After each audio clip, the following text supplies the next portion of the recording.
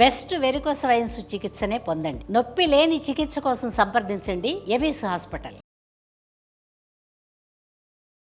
Suman TV ప్రేక్షకులకు నమస్కారం. మనతో పాటు ఉన్నారు ప్రముఖ జ్యోతిష్యులు, సంకల్ప మందిర్ నిర్వాహకులు బ్రహ్మశ్రీ నందిబట్ల శ్రీహరి శర్మ గారు. వారితో మాట్లాడదాం. గురువుగారు నమస్కారం. గురువుగారు, వాగర్థ వివ సంపృక్తౌ వాగర్థ ప్రతిపత్తయే జగతః పితరౌ వందే పార్వతీ పరమేశ్వరౌ.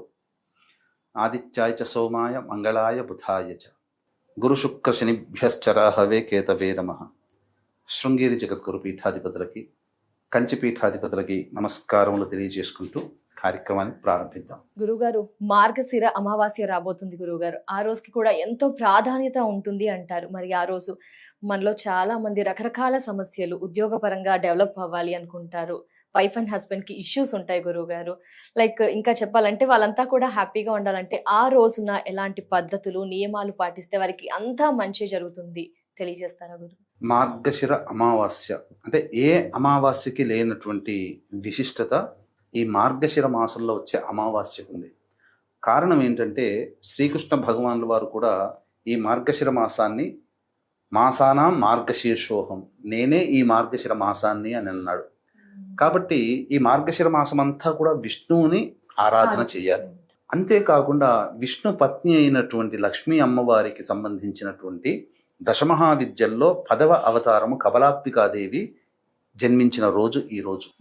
అంటే 10 అవతారాల్లో 8 అవతారాలు పార్వతీదేవికి సంబంధించింది అయితే, సరస్వతి అవతారంగా మాతంగి, లక్ష్మీ అవతారంగా కమలాత్మిక మనం కొలుస్తాం. కాబట్టి ఈ రోజున కొల్హాపూర్ మహాలక్ష్మి దేవాలయంలో చాలా అద్భుతంగా జరుగుతుంది. ఇక సంబంధించినటువంటిది ప్రధానంగా మనం గమనించుకున్నట్లయితే ప్రతి మనిషికి సమస్యలు ఉంటాయి. సాధారణంగా ఉండే సమస్యలు ఏంటంటే ఆర్థికపరమైన సమస్యలు, వ్యాపార అభివృద్ధి, ఉద్యోగంలో ఆటంకాలు, ప్రమోషన్స్ రాకపోవడం, నిరుద్యోగస్తులకు ఉద్యోగం లభించకపోవడం, అలాగే దాంపత్య సమస్యలు, మరియు ముఖ్యంగా ఈ కాలంలో సమాజం ఎదుర్కొంటున్నటువంటిది తమ పిల్లలకి పెళ్లిళ్ళు చేసుకోలేకపోవడం, వివాహ సమస్యలు ప్రతి కుటుంబంలో ఉందమ్మా. కాబట్టి ఈ సమస్యలన్నీ తొలగిపోవాలి. కేవలం ఈ సమస్యలు తొలగిపోవాలనుకునేటువంటి వాళ్ళు మాత్రమే ఈ చెప్పేటువంటి విధానాన్ని ఆచరించినట్లయితే, అది కూడా దైవానుగ్రహం కావాలని పరితపించేవాళ్ళు, మామూలుగా కాదమ్మా, ఖచ్చితంగా దైవానుగ్రహం కావాలి అనుకుంటే ఈ రోజున చెప్పేటువంటి చిన్న పరిహారం కనుక పాటించుకుంటే చాలా మేలు జరుగుతుంది. ఎలాగో అమావాస్య ముందర అన్ని కుటుంబాలలో దేవతా విగ్రహాలు తుడుచుకుంటారు, ఇల్లంతా శుభ్రపరచుకుంటారు.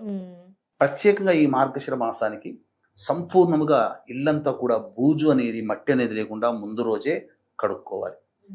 ఆ 19వ తారీఖు డిసెంబర్ ఎల్లుండి, ఆ 19వ తారీఖు రోజున ఈ చలికాలం కాబట్టి పొద్దునే నిద్ర లేవడం కాస్త కష్టమే.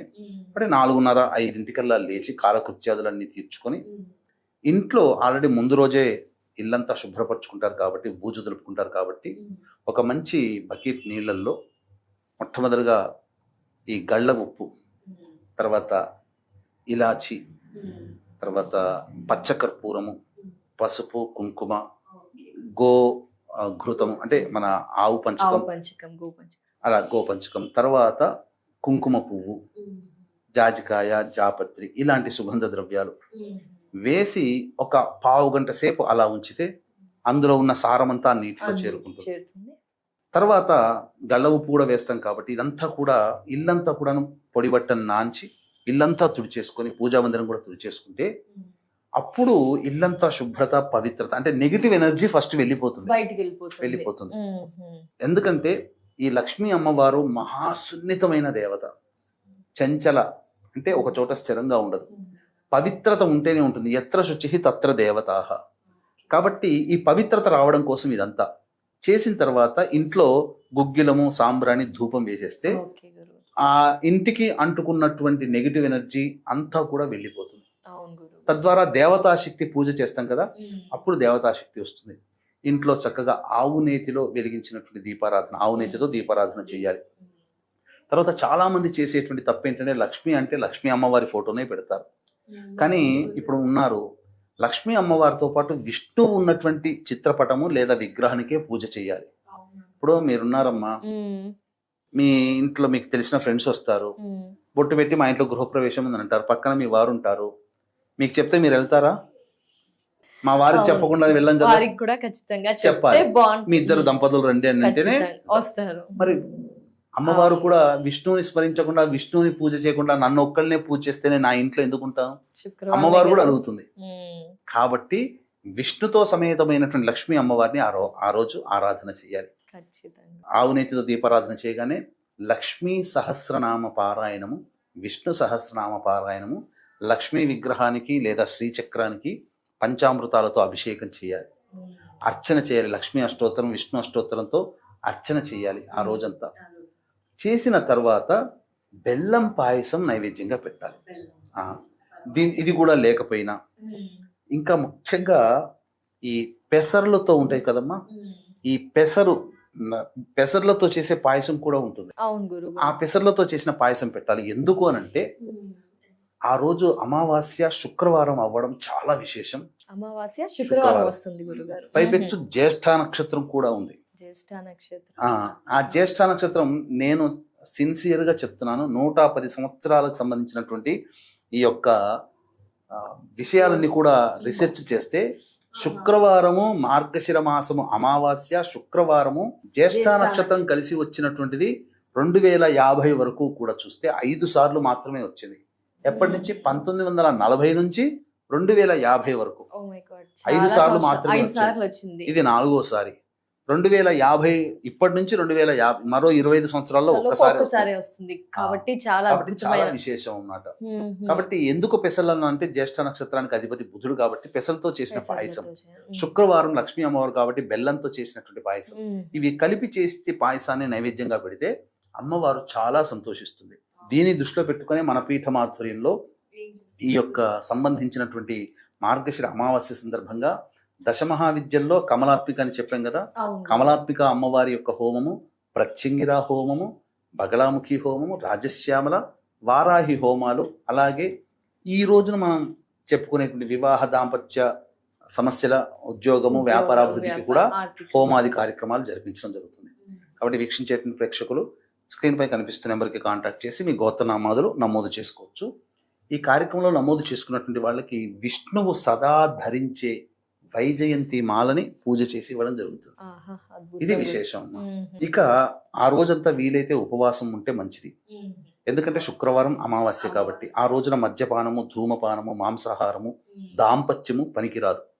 మళ్ళీ ప్రదోషకాల సమయంలో మళ్ళీ కాలకృత్యాదులు తీర్చుకొని 5:45 కల్లా సూర్యాస్తమయం అవుతుంది కదమ్మా.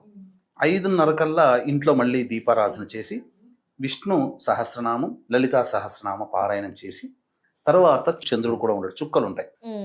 అంటే చంద్రుడు లేకపోయినా ఒకసారి ఆకాశానికి నమస్కారం చేసి చంద్రుడికి నమస్కారం చేస్తున్నట్టుగా భావన చేసి అప్పుడు ఇంటికి వచ్చి అప్పుడు భోజనం చేసి సదా అమ్మవారి నామస్మరణ చేసుకుంటే ఖచ్చితంగా ఆ ఇంట్లో వివాహ సమస్యలతో ఇబ్బంది పడేటువంటి వాళ్ళు, భర్తని ఏలుకొని భార్యని ఏలుకొని భర్త బాధపడేటువంటి వాళ్ళకి, ఉద్యోగ వ్యాపారాభివృద్ధిలో ఉన్నటువంటి సమస్యలు ఎదుర్కొనే వాళ్ళకి ఖచ్చితంగా శివరాత్రి లోపల వాళ్ళకి ఈ సమస్యకి పరిష్కారం ఖచ్చితంగా లభిస్తుంది. ఒక ఇంటి వాళ్ళు అవుతారు, ఆనందంగా జీవిస్తారు. ఇది చెప్పవచ్చునమ్మా. మళ్ళీ ఇటువంటి అవకాశం మళ్ళీ రాదమ్మా. మళ్ళీ వచ్చే సంవత్సరం మళ్ళీ మార్గశిర మాసమే, మళ్ళీ 50 కాబట్టి ఇటువంటి అవకాశాన్ని మాత్రం వీక్షించేటువంటి సుమన్ టీవీ ప్రేక్షకులు ఎప్పుడు కూడా విడిచిపోకుండా చక్కగా ఈ నియమాన్ని పాటించండి, లక్ష్మీ అమ్మవారి యొక్క అనుగ్రహం పొందండి. అలాగే ఇక ఈ రోజున వీలైతే ఇప్పుడు ఒక మంత్రం చెబుతాను, ఆ మంత్రాన్ని 1008 సార్లు కానీ లేదా కనీసం తక్కువ 108 సార్లు అయినా కానీ జపం చేయండి. చాలా అమావాస్య రోజున. ఏంటి ఆ మంత్రం అంటే, ఓం మహాదేవ్యై చ విద్మహే విష్ణు పత్న్యై చ ధీమహి తన్నో లక్ష్మీ ప్రచోదయాత్. ఈ మంత్రాన్ని మీరు 1008 సార్లు కానీ 108 సార్లు కానీ జపం చేయండి. తప్పకుండా అమ్మవారి యొక్క అనుగ్రహం మరింత శీఘ్రంగా కలుగుతుంది. లేదు దీంతో పాటుగా సంబంధించినటువంటి పూజాది కార్యక్రమాలు కావాలని అనుకుంటే మన పీఠమాధ్వర్యంలో జరిగే ఈ సర్వదోష నివారణ పూజల హోమాల్లో మీరు నమోదు చేసుకోవచ్చు. గురువుగారు మరి ఎవరికైనా మీరు చెప్పిన పరిహారం అది పాటించడం కుదరకపోతే ఆ మంత్రం పఠించవచ్చా గురువుగారు? పఠించవచ్చు, దూరంగా తప్పు లేదు, ఉండేసి. తప్పు లేదు. తప్పకుండా. తప్పకుండా గురువుగారు. ధన్యవాదాలు గురువుగారు. మార్గశిర అమావాస్య విశిష్టతను చాలా చక్కగా క్లుప్తంగా చాలా సులువుగా పరిహారం కూడా చేసుకునే విధంగా తెలియజేశారు గురువుగారు. ధన్యవాదాలు గురువుగారు. నమస్కారం. సర్వం శ్రీ ఉమామహేశ్వర పరబ్రహ్మార్పణమస్తు.